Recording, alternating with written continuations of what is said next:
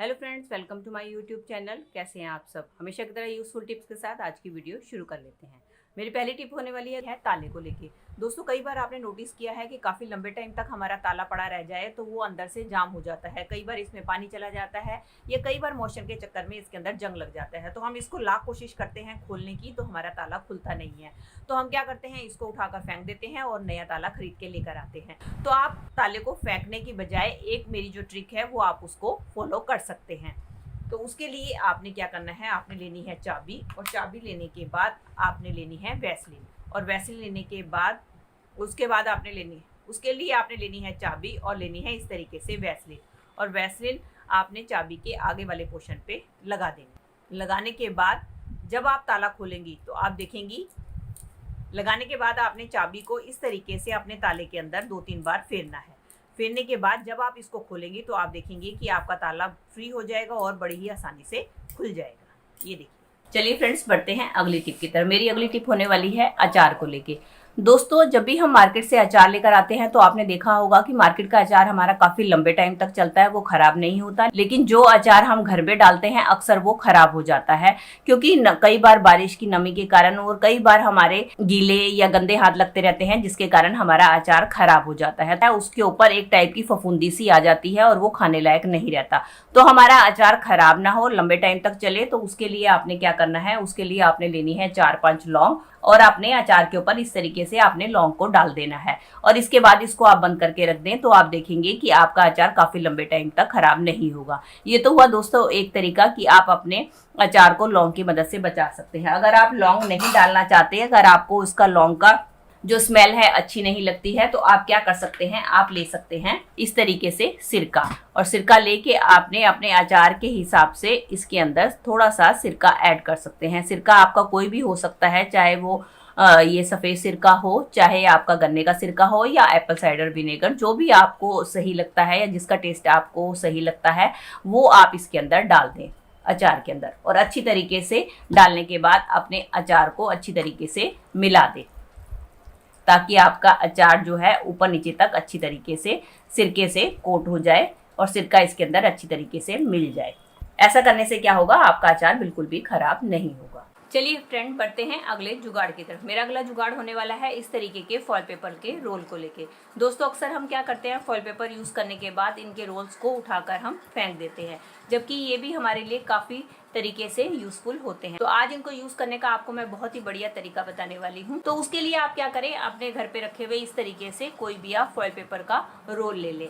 अगर आपके पास foil paper के रोल नहीं है तो आप अपने झाड़ू की बैक साइड की डंडी का भी इस्तेमाल कर सकते हैं। बस आपको इस बात का ध्यान रखना है, जो भी आपने लेना है, चाहे फॉयल पेपर लेना है या आपने कोई भी डंडी लेनी है या आपने झाड़ू की बैक साइड की ये पाइप लेनी है या कोई भी पाइप आपने लेना है, तो आपने लेना है इक्वल साइज का। तो मैंने ये ले लिए हैं 2 फॉयल पेपर के रोल। अब हमें क्या करना है, अब हमें लेना है इस तरीके से कोई भी रस्सी, नाड़ा या रिबन, आप उसका इस्तेमाल कर सकते हैं। अब हमें क्या करना है, एक रोल के अंदर हमें इस नाड़े को डाल देना है। इस तरीके से मैंने नाड़े को डाल दिया है। अब हम क्या करेंगे, इसकी हमने लगा देनी है ऊपर से एक गिठा। अब हम फिर से पहले वाले रोल के अंदर दूसरे वाले नाड़े को डाल देंगे। अब हमें क्या करना है, ये जो इसका पहला सिरा है, अब हमने इसके दूसरे वाले रोल के अंदर डाल देना है।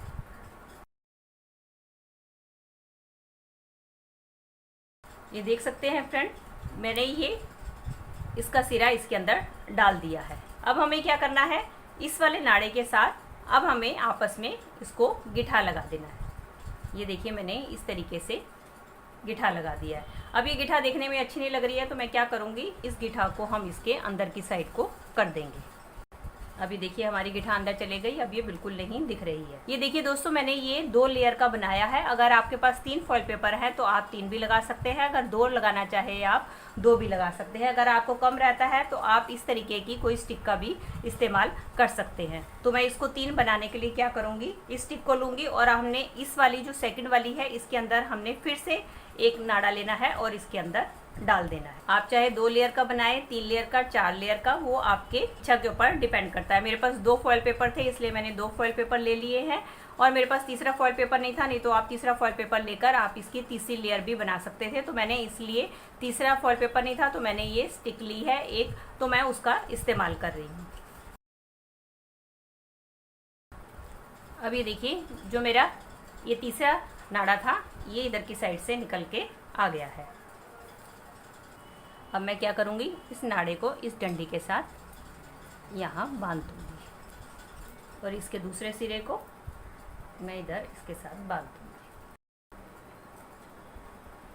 अब आप देख सकते हैं दोस्तों, ये हमारा ऑर्गेनाइज़र बनकर तैयार हो गया है। अब इसका इस्तेमाल कैसे करना है, चलिए ये भी मैं आपको दिखाती हूँ। ये देखिए दोस्तों, ये मेरा ऑर्गेनाइजर बनकर तैयार हो गया है। चाहे तो आप इसको अपनी अलमीरा में हैंग कर सकते हैं। अगर आपके अलमीरा में स्पेस कम है तो आप अलमीरा के बाहर भी इसको ऑर्गेनाइज करके रख सकते हैं। ये देखिए, मैंने इसको अपने एक कील के ऊपर ऑर्गेनाइज कर दिया है। अब इसके अंदर आप चाहे अपने कुछ भी ऑर्गेनाइज करके रख सकते हैं। चाहे तो आप इसके अंदर अपनी साड़ी को ऑर्गेनाइज करके रखें।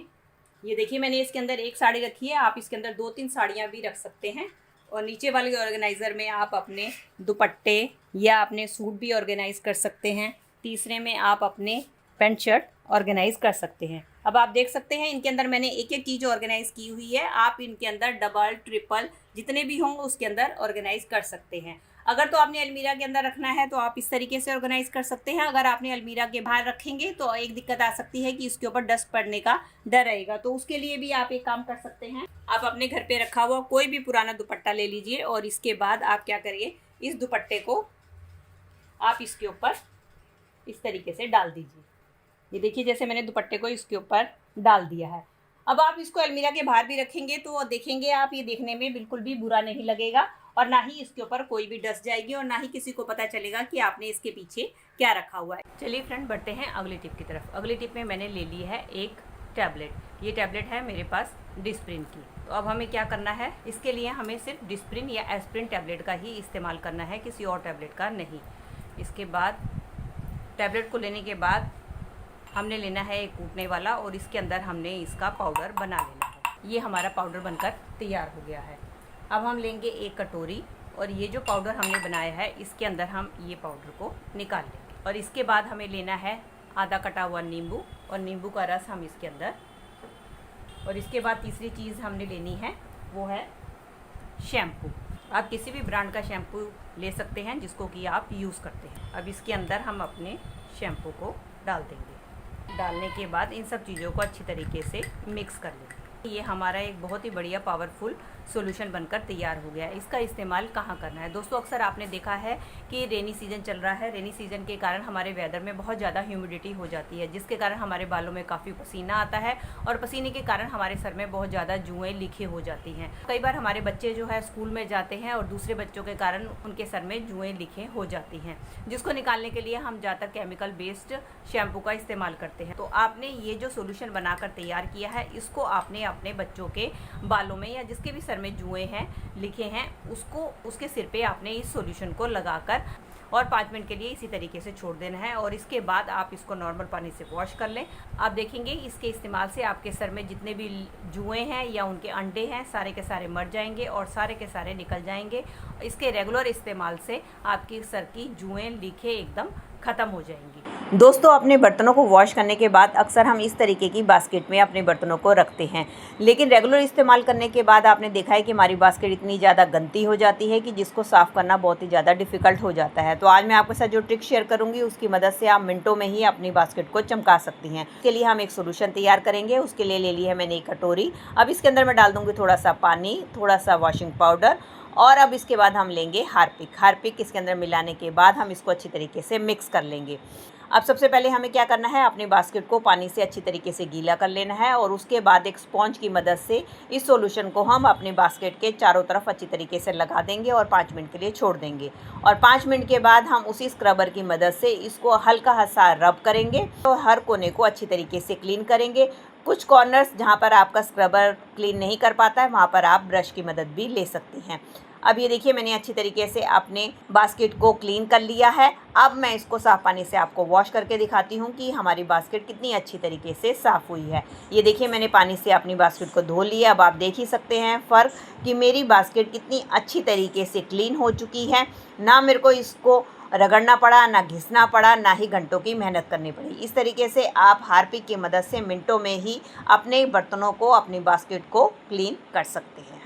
तो दोस्तों ये थी मेरी आज की टिप्स। आई होप आपके लिए हेल्पफुल रही होंगी। तो दोस्तों अगर आपको ये मेरी वीडियो अच्छी लगी है या थोड़ी सी भी हेल्पफुल लगी है तो प्लीज़ इसको लाइक, शेयर और कमेंट कीजिएगा और मेरे चैनल को भी बेल आइकन के साथ सब्सक्राइब कर दीजिएगा अगर आप इसी तरीके की और भी वीडियो देखना चाहते हैं तो।